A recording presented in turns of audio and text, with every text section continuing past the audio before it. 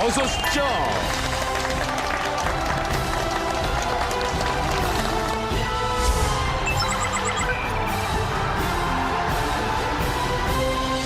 네, 어서 오십시오. 아유, 반갑습니다. 네. 뼈 건강을 이야기하는데 부족하면 비타민 박사님이 그래서 나오셨습니다. 비타민 중에서도 좀 놀랐습니다. 비타민 C 왕이라고 뼈 건강과 비타민 이게 연관이 있는 건가요? 네, 그럼요. 네. 건강한 뼈를 유지하기 위해서는 가장 중요한 것이 바로 비타민 D입니다. 오늘은 뼈를 튼튼하게 하는 씨앗이라 할 수 있는 칼슘과 더불어 최근에 이제 기적의 비타민이라고 말하고 있는 비타민 D에 대해서 자세하게 설명해 드리겠습니다. 오늘 딱 나오신 거 보니까 오늘의 본론은 비타민 D인 것 같습니다. 그러면 시작을 우리가 가뿐하게 뭐 칼슘으로 한번 시작을 해보죠. 네. 뼈 건강에 칼슘이 중요하다는 거는 누구나 알고 있는 얘기잖아요. 그렇다면 오늘은 어떤 또 새로운 얘기를 해주실 겁니까? 뼈 건강에 칼슘은 너무나 당연하죠.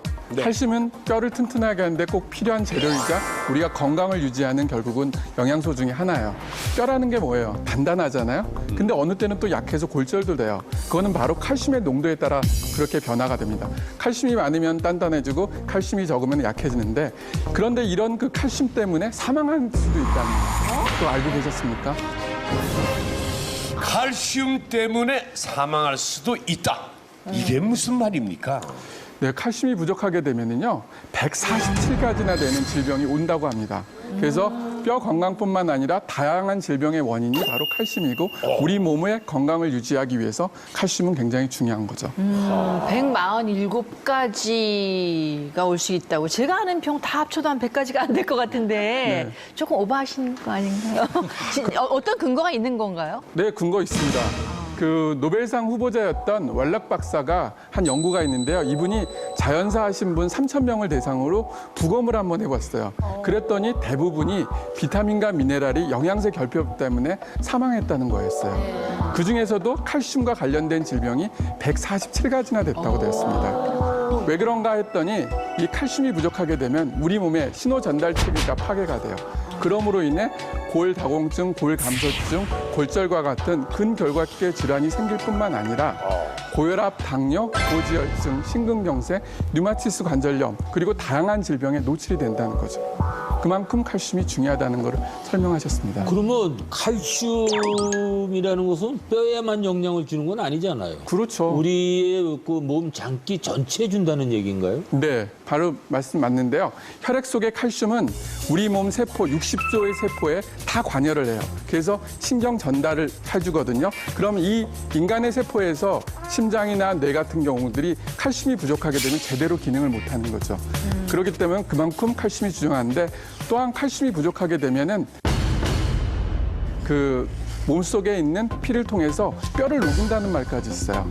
그게 뭔가 했더니 그 칼슘이 부족하게 되면은 결국은 이제 부갑상선에서 나오는 파레트라는 호르몬이 있습니다. 이게 결국은 이제 그 뼈 속에 있는 칼슘을 나오게 해서 그 혈중의 칼슘 농도를 높여줘요. 그러면은 만약 뼈가 약해지게 되면은 아시는 것처럼 골감소증이 생기고 골다공증이 생겨서 나중에는 뼈가 푸석푸석해져요. 근데 더 큰 문제가 뭐냐? 그 뼈에서 녹아있는 칼슘은 우리가 좋지 않은 악성 칼슘이란 말을 합니다. 왜 그러냐면 이 칼슘이 혈관 벽에 축적이 돼요. 그래서 나중에 혈관을 손상시켜주고 궁극적으로는 동맥경화증을 유발시킨다는 거죠. 그러면은 그로 인해 사망에 이르게 되죠. 저 오늘 진짜 놀라운 사실 많이 하네요. 정말 뼈나 뭐 이런 거, 칼조, 비타민, 칼슘 이런 거 정말 대수롭지 않게 생각했어요. 그렇지 않아요. 예, 그렇습니다. 자, 박상중 원장님, 네. 동맥경화와 칼슘은 어떤 연관이 있는 겁니까? 그러니까 우리가 이제 뼈라는 게 그 안에 이제 여러 가지 미네랄을 저장하는 저장 기능을 하는데요. 예. 이제 혈액 속에 칼슘이 부족해지면 뼈에 있는 칼슘을 끄집어냅니다. 그렇게 해서 이제 혈액 속에 칼슘 농도를 올리는데 문제는 이렇게 혈액 속에 나온 칼슘이 혈관 벽 안에 침착이 될 수 있다는 거예요. 그러면 이제 거기에 이제 칼슘이 쌓여서 거기가 이제 딱딱해지는데 그러면서 이제 그 부분에 또 상처가 날 수 있고 그러다 보면 바이러스라든지 세균 같은 게 또 거기에 들러붙습니다. 그 이외에 여러 가지 물질들이 이제 거기에 들러붙기 시작하면서 점점 거기가 더 딱딱해지고 혈관 내를 막는 거죠. 그러면 이제 그게 혈관을 딱딱하게 하는 게 동맥경화고요. 이게 이제 딱딱해지다 못해서 아예 혈관 안을 다 막을 수도 있습니다.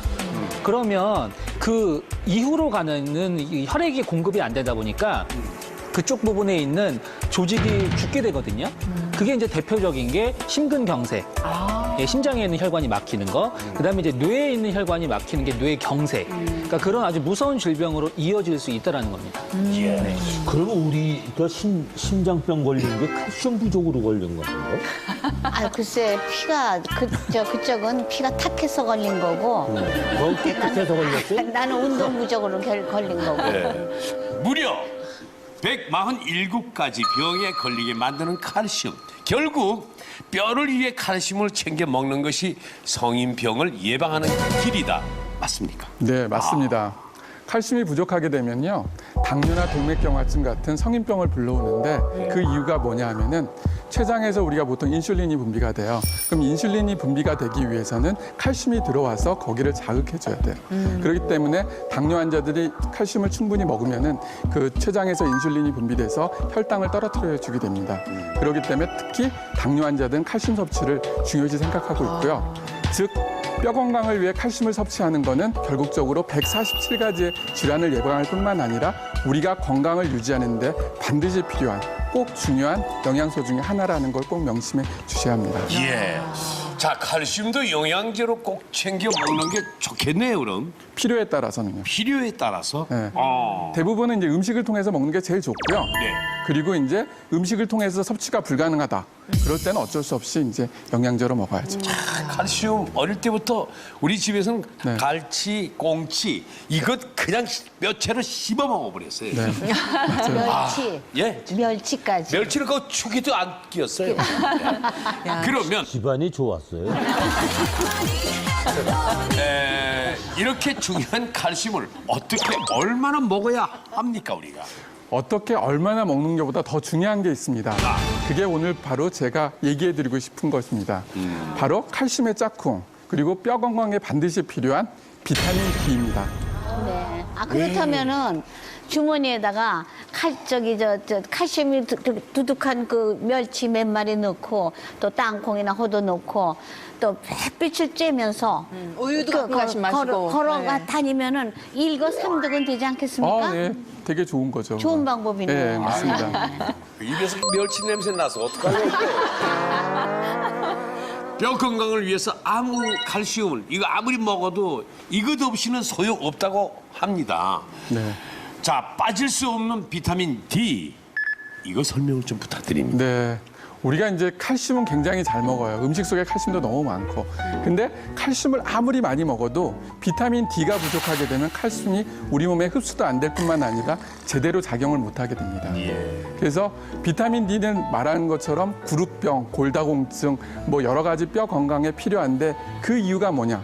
바로 칼슘 대사에 관여를 하기 때문에 그렇습니다. 칼슘을 우리가 먹게 되면은요, 그 소장에서 이제 흡수가 되는데 만약 비타민 D가 부족하다 그러면은 칼슘이 들어가고 싶어도 들어오질 못한다는 거죠.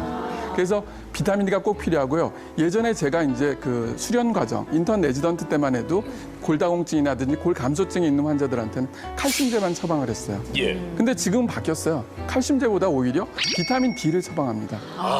자, 박상용 원장님, 비타민 D가 부족할 경우에 뼈 건강에 어느 정도로 영향을 주는지요? 영국에서 이제 이거와 관련된 연구를 한 적이 있는데요. 그 영국 트레베디 박사팀이 이제 65세에서 85세 남녀 모두를 대상으로 해서 이제 무작위로 이제 선정을 해가지고 한쪽 그룹에만 비타민 D를 4개월에 한 번씩 한 10만 유닛씩 기간은 한 5년간 투여를 했습니다. 그래서 비교를 해봤더니 투여를 한 그룹과 투여하지 않은 그룹에서 차이가 투여한 그룹은 그렇지 않은 그룹에 비해서 뭐 골반이라든지 손목, 척추골절의 위험성이 생길 위험성이 한 33%, 그다음에 골절로 사망할 위험성이 한 12%가량 줄어드는 것으로 나타났습니다.